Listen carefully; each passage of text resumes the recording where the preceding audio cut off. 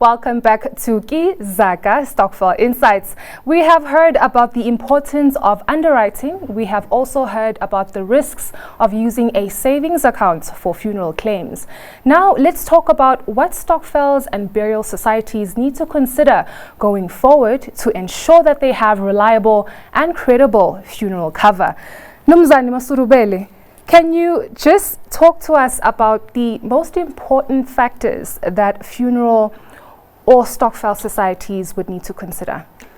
I think the most important one for me would be access to information. I think a lot of work needs to be done by the groups themselves to make sure that they get information before they commit financially to anything. That information would lead them to ensuring that they're dealing with reputable, authorized, appropriately authorized institutions, and to take away some of the problems that we see every day, where you have a stokvel money stolen or member stolen money or a false investment or those sorts of things. So that's a function of stokvels equipping themselves with information. Another important thing for me that is important for stokvels is the issue of administration. And that just talks to how the bookkeeping, how we keep our records. Because it's very important to have a sense of the decisions that we took 2 years ago, so that a new member joins, we're not wondering why money left this account and why it didn't happen, but there's some sort of record. And that talks to stokvels and burial societies beginning to take themselves as serious as they are, recognizing that they are mini companies, if you will, so that they should run their organizations as how normal organizations conduct their business. Record keeping is an important aspect, so that there's continuity, so that you move away from this thing, the stokvel belongs to a person. So when that person leaves, nothing moves, which is what we've seen in a lot of stokvels. So for me, those are the things that stokvels should consider as they seek to grow. You touched on how it's important for them to go out there and seek information, bookkeeping, but information really isn't easy to find.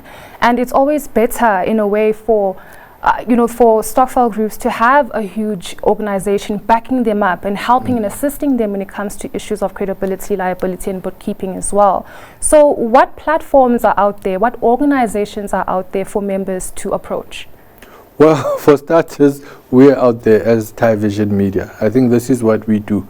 Our role is to provide stokvels with the kind of information that they need before they make financial decisions, whether it's to invest their money, whether it's to get adequate funeral cover, but just to give them access to who the players are in the industry. If they're looking, for instance, they're a travel stokvel, and they want to know if a particular travel agency is registered or is legitimate, then those are the kinds of checks that we have, particularly for groups who don't have the time or access to such information. So we actually act as company secretaries for a lot of stokvels, where they're able to come to us wanting to verify certain information. But over and above that, what we do, we keep records for the groups. We help them set up their meetings. We help them, keep minutes of their meetings. We help them draft their agendas and so on, so that year on year they're able to keep track of where they've been and where they intend to get to. And that you've been in this industry for a very long time. I'm sure you have met many faces. Can you just share your experience in this? And what are some of the myths and misconceptions that a lot of members as well have shared with you? For me, I think the one thing that always stands out is just and how the corporate sector has not fully understood how the sector works. I remember we had a conference at the Soweto Theatre, and one stokvel member came to us and they said their stokvel, I think, had about 800,000 rand in a savings account, and he had just left a particular retailer and gotten permission to open a franchise, and he was looking for funding at the same bank where the stokvel had an account. But the bank could not grant him a loan to start that franchise that he was approved for. And meanwhile, the group is sitting with the kind of money that he needs to open that thing. So what that then made us realize is that there are a lot of pockets of how people are just not finding each other. So we need this bridge between the corporate sector and the groups themselves to start developing products that talk to the actual needs of the different markets, so that the approach changes from, we know that it's a 22 billion rand industry, how do we get our market share of that, to something that says, how do we add value to the groups? Now, in order to move from wanting your share of the pie and changing the mindset to saying, how do we add value so that the groups gravitate to you, and it becomes a mutually beneficial arrangement and a mutually beneficial relationships where the group benefits as well as the financial service provider benefits. So for me, that's one of the things that stand out. Other than, you know, when you go to places like Mamelodi, they don't call it a stokvel, they call it a social. A social. Yeah, they call it a social, and they done differently. So it's got different names in different parts of the country, but it still talks to that common thing of the power of collective.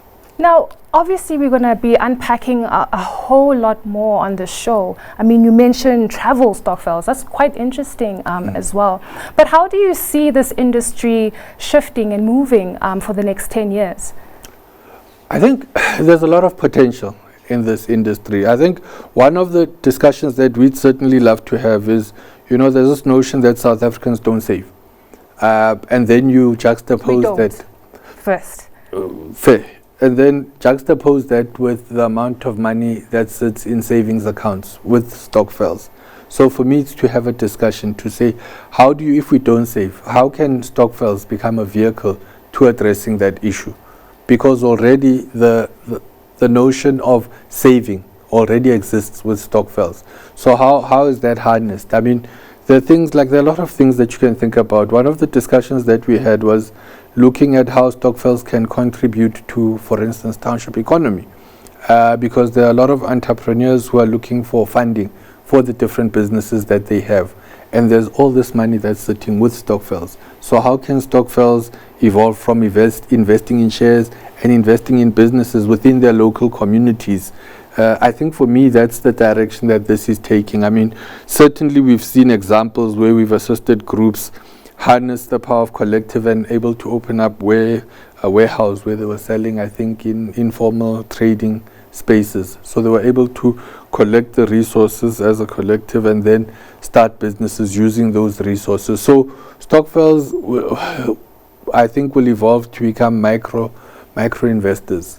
Some of the larger stokvels will be able to invest more, but we certainly hope that stokvels will start playing a greater role in the mainstream economy, as you know, people who are investing in businesses and creating employment and so on and so on. Because the very youth who are unemployed would be the children of members of stokvels.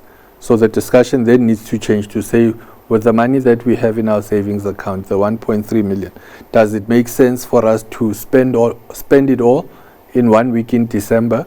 Or would it be better used to invest in something that will create jobs for our children as we sit in this stokvel? A tough one right there, but there's a lot of opportunity and so much information that our audience would look forward to. But thank you very much, Ntate, for just joining us and sharing all of this wisdom. Wishing you all of the best. Thank you. As we wrap up today's enlightening discussion, it's clear that stokvels like Ipopeng Burial Society have a very significant role to play in the socio-economic well-being of its members. And such vehicles need to understand how they also fit into the business world. Equally, stokvels and burial societies are an important pillar of the economic value chain, which is why it's essential for business leaders to understand the inner workings of stokvels and burial societies. Lastly, if your stokvel or burial society needs to know more about this broad topic, contact us. Our details will be on the screen. Till next week, that's it from me and our team. Goodbye for now. This program was brought to you by Tyvision Media, helping stokvels and burial societies reach their goals.